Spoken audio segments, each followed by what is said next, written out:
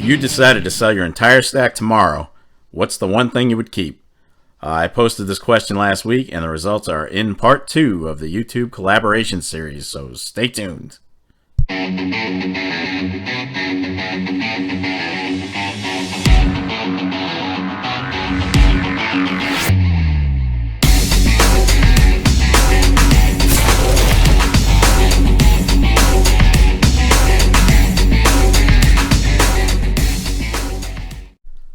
Well, what do you say, YouTube? Welcome to another edition of the Silver and Gold Stack Attack. This is episode number 101, 101 episodes. As always, I'd like to thank you for taking a few minutes out of your day to check out the new video. And if you'd like to help support this channel, then consider jabbing that thumbs up button, scribble a comment down below, and subscribe if you haven't done so already. All of those actions help to promote the channel, and you know I truly do appreciate it. You folks are the absolute best. So, I am back from Florida and Alabama, no worse for the wear. A little worn out, but back home. I apologize if I'm coming across a little bit scratchy. I think I was sucking up some really dry cabin air in the plane. But anyway, it's always great to get back home. So last week, the question I posted was, if you decided to sell your stack, what's the one piece you would keep and why? Well, I got some really great responses, and they're all included in this video. And with that being said, let's roll. If You Had to Sell It All was filmed before a live studio audience this time. Or not? Oh, you guys are killing me. Killing me.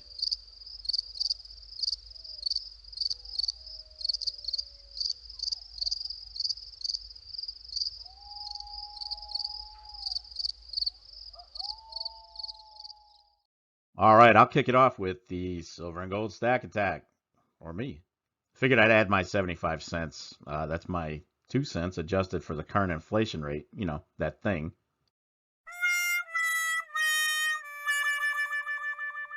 So the one piece that I wouldn't part with is pretty unique. Not really because of what it is, but for where it is. And here's where it gets tricky. It was once in my possession, is no longer in my possession, and will once again be back in my possession, hopefully many, many years down the road. Confused yet? Well, the piece in question is the U.S. Mint Air Force Medal. So what's the backstory? Well, this is actually something I gave my dad for Christmas because he served in the Air Force during the Vietnam era. As a matter of fact, a couple of my family members served in the Air Force. It was kind of a thing for us until, well, you know, I broke the mold when I joined the Marine Corps.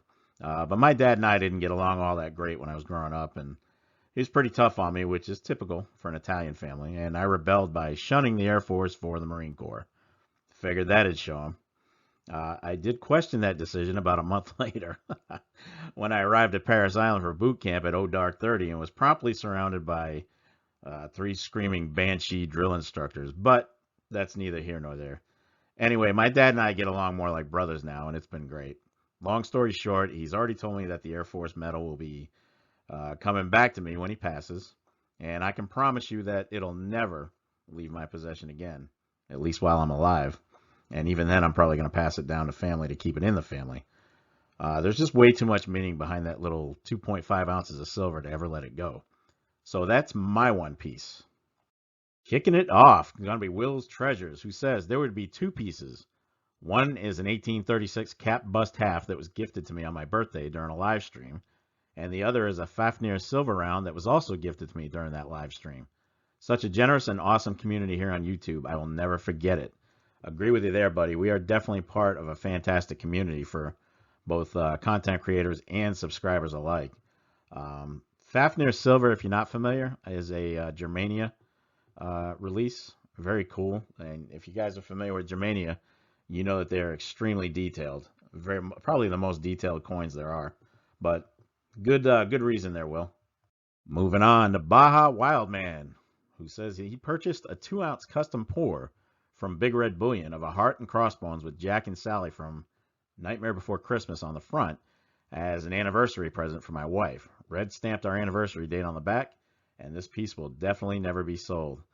Baja, that's an amazing story, buddy. I can definitely appreciate that. That is awesome, and I can appreciate the sentiment behind that. So good stuff. Good stuff. Showtime checks in with, I'd keep the first piece I got that started it all for me. A Monarch Precious Metals 5-ounce bar. Yeah, that's a good reason. I actually still have my first Eagle that kicked me off. I believe I have my first 1 ounce bar, and I definitely have my first Eagle. So good reason. Good reason, Showtime. Fish checks in, formerly Bionic Fishy Fish, and he says, everything I have is always available to sell. The only pieces are the gifts I've received from people. Aside from that, for the right price, sold. I don't get attached to my metals. I get it. I get it. I mean, not all of us put attachment on everything we have, and I can see where precious metals would be something you could give up pretty easily. Like I said, the only pieces I have that I would keep, uh, there was meaning behind it, and for him, there was meaning behind the ones he received from others. So totally get it. Totally get it. Now we're up to Spokane Silver Stacker, who says, good question. Probably my V75 Eagle, just because I like the history of World War II, and this has maintained its premium.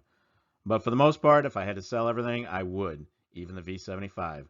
Isn't that the whole reason we stack? To hedge against inflation, to provide a real savings account, to have real money we can spend. Well, in order to do that, we stackers are going to have to sell something eventually. Very true, bud. That's very true. Um, and like I said, my entire stack is available for sale if the need ever arises. But there is the one or two pieces that I would definitely keep. So I get it. I get it. We're not going to make money until we sell.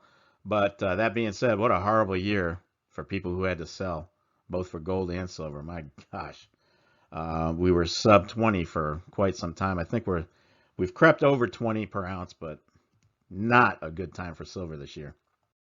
Debonaire Dylan says, I would keep the first silver coin I was given. It's a 1 ounce silver maple that my grandfather gave to me as a teenager. Very cool reason, Dylan. Very cool. Very similar to the scenario I had with the Air Force coin coming back to me at some point. I get it. I mean, I get it. Good reason. And now we're up to Saint51688, who says, my first silver round I bought in Vegas at the Pawn Stars shop in the Old Man We Trust coin.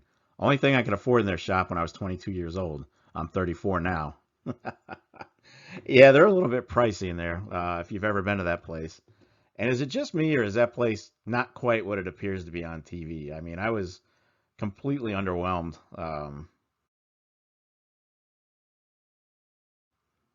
There was some stuff there that you see on TV, but I don't know. I don't know what I was expecting, but it wasn't there.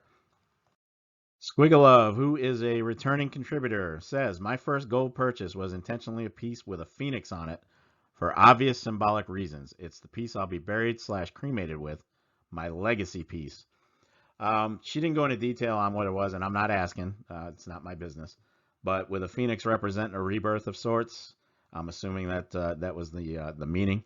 So maybe that was the legacy. The rebirth was the legacy. Um, but yeah, what a fantastic reason. That's an emotional attachment for sure, and a good one. Don't ask would keep the largest / most expensive and therefore the hardest to replace. For me, that's the 1 ounce American Gold Eagle. Yeah, I can understand that. It's a pain to acquire gold. It's expensive, and we do it over a long course of time because of the price. But that being said, for me personally, I'm not attached to any of my gold pieces, no matter what country they're from. If I had to sell or was willing to sell, I would definitely get rid of them. But no, I get it. I get it. These are the hardest to replace, for sure. Last but certainly not least, Papa York says, shoot, I'm a noob. I have 5 pieces on my table and 5 pieces on the way. At this point, I don't have any that I wouldn't part with. It's such a tiny stack, but it's cunning and shiny. Papa, hey, no worries, man. You have to remember that out of the entire U.S. population, maybe 1 to 5% are stacking any kind of precious metals.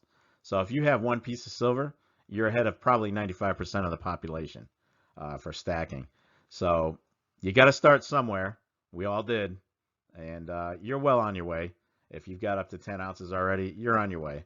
So no worries. My biggest advice to you would be don't rush it. Don't overspend and don't go crazy. Just stack at your convenience. But good story. All right, all right, all right. That is going to wrap it up for the 101st episode of the Silver and Gold Stack Attack. Like I said earlier, this interactive series is one that I plan on continuing into the near future. So Keep an eye out on the Silver and Gold Stack Tag community tab for questions if you'd like to be a part of the video. And if you made it this far, well, kudos to you. And I will catch up with you in the next episode. But in the meantime, don't just say it, do it.